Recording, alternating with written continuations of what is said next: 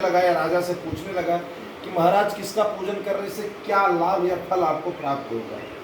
उल्कामुख महाराज ने कहा कि मेरी कोई संतान नहीं है, संतान प्राप्ति के लिए मैं भगवान सत्यनारायण का पूजन कर रहा हूँ। इस वैश्य ने कहा महाराज मेरी भी कोई संतान नहीं, मुझे भी इस कथा के बारे में बताइए। राजा ने कथा का सारा विधान बताया और इसको यह भी बताया कि अपने पूर्व जन्म के कर्मानुसार ही हम लोग फल प्राप्त करते हैं। पूर्व जन्मम कृतम पापम पूर्व जन्मम कृतम पुण्यम। यह वैश्य कथा का सारा विधान जान करके अपने घर आया। इसकी पत्नी का नाम लीलावती था। लीलावती से इसने कथा के बारे में बताई तो लीलावती ने कहा स्वामी क्यों नहीं व्रत हम लोग कल ही कर लें, भगवान की कुछ कृपा हो जाएगी। लेकिन यह वैश्य जो था यह कंजूस प्रवृत्ति का व्यक्ति था, इसलिए अपनी पत्नी से कहता है कि देखो अभी पूजा नहीं करेंगे, जब भगवान हमारी मनोकामना को पूर्ण कर देंगे तभी हम भगवान पर धन खर्च करेंगे। इसकी पत्नी भी शांत हो गई। समय बीतता गया।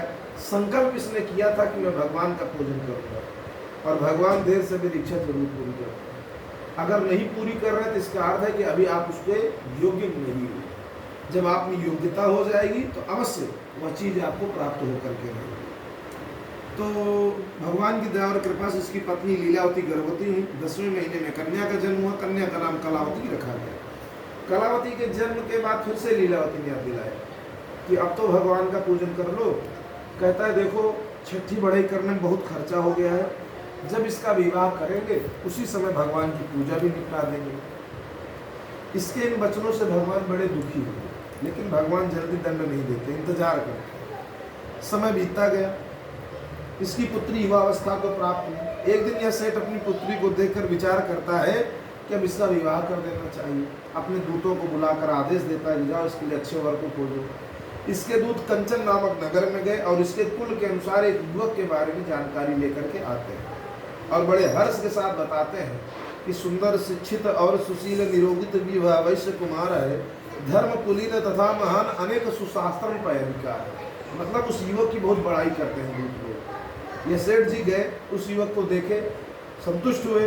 दिन घड़ी मुहूर्त निश्चित करके अपनी पुत्री कलावती का विवाह उसी युवक के साथ संपन्न कर दिया।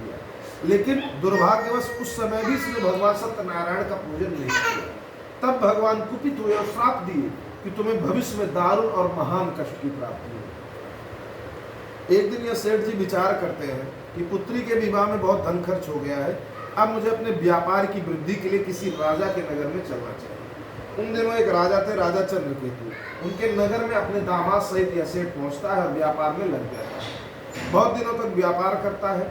व्यापार से बहुत सारा धन एकत्र हो जाता है। एक दिन उनके दामाद श्री कहते हैं कि पिताश्री चलिए घर चला जाए, यहाँ रुक करके हम लोगों ने बहुत व्यापार कर लिया है, व्यापार से बहुत सारा धन एकत्र हो गया है, इतने देर तक इतने समय तक यहाँ रुकना अब ठीक नहीं तो चोर और डाकू हम पर हमला करके सारा धन छीन सकते हैं। तो अपने दामाद श्री की बात मान करके यह सेठ जी सुबह निकलेंगे ऐसी व्यवस्था कर रहे थे। उसी रात में राजा के महल में चोरी हुई। 2 चोर चोरी करके भाग रहे थे। राजा के सैनिक पीछे लगे हुए थे, इसलिए चोर डर के कारण मार्ग में धन को छोड़ करके भाग गए। जहां पर चोरों ने धन को छोड़ा वहीं पर इनकी नौका थी। जब राजा के सैनिक धन के पास पहुंचे और नौका दिखाई पड़ी तो नौका में चढ़कर देखा। नौका में चढ़े तो यही दोनों महाजन और ढेर सारा धन। सैनिकों को लगा कि ये लोग कोई बहुत बड़े चोर हैं जो कि कहीं न कहीं से रोज चोरी करके ला रहे हैं और इसी नौका में एकत्र कर रहे हैं। इसलिए इन दोनों महाजनों को बंदी बनाकर राजमहल ले जाया गया। दोनों खूब चीखे चिल्लाए राजा के सामने, लेकिन राजा ने इनकी कोई बात नहीं मानी। इन दोनों को महाकारागार में डालने का आदेश दे दिया गया। इधर ये लोग कारागार में चले गए, उधर इनके घर पर इनकी पुत्री और पत्नी भी बड़ी दुखी हुई। जो भी अन्न था, धन था, सब कुछ चोरी हो गया। स्थिति आ गई लीलावती कलावती की भीख मांगने के लिए विवश हुई। एक दिन इनकी पुत्री भीख मांगने के लिए किसी राजा के नगर में गई हुई तो शंख ध्वनि सुनाई, किसी नगर में गई हुई थी तो शंख ध्वनि सुनाई पड़ी। जाकर देखती है तो भगवान सत्यनारायण का पूजन कहीं पर हो रहा था। वहाँ जाकर के बैठ गई, कथा सुनती हैं।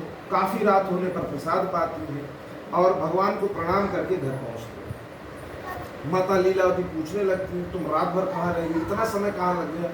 तब कलावती ने बताया कि हे माता, कहीं पर मैं प्रसाद के लिए गई हुई थी, प्रसाद के लिए वहाँ पर रुकी, इसीलिए आने में इतना समय लग गया।